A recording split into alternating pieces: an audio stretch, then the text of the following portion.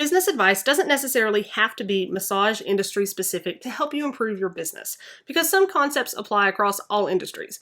But there are important pieces to keep an eye out for when you're seeing the enormous amount of business advice available online.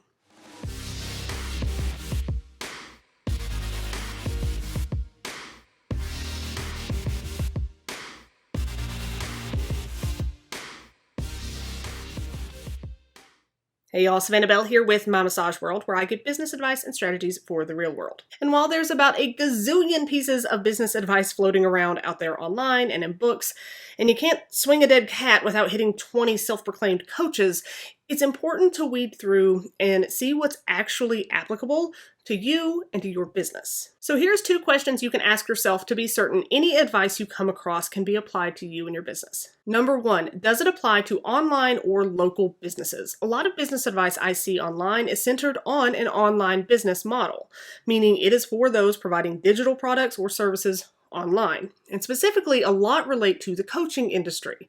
You know, the whole coaches who coach coaches to coach coaches. But online businesses are drastically different than a local-based business in how you approach marketing, client education, and brand awareness. So make sure you're not taking all those ideas that work specifically for online businesses and trying to directly apply them to your local business.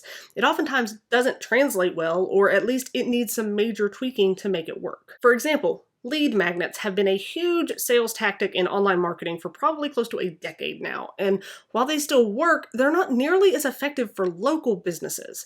All the time and effort you would put into a lead magnet type of setup would probably have a much better return put into some other form of marketing, digital or local. And number 2, does it apply to service-based businesses? I see a lot of people getting advice from, or simply regurgitating advice from industries that are obviously not service-based because their scaling, operating systems, and outsourcing don't account for the hands-on time that's part of service industries like massage. So be certain whether they're referencing marketing, sales tactics, and other tips that are geared toward product sales or service sales, because those are very different things that require very different approaches. Again, there are some basics of business that can apply across almost all industries, but when you're talking specific actions, client relations, follow-up plans, marketing strategies, and ideas, those need to be more industry specific or at least local service-based business specific.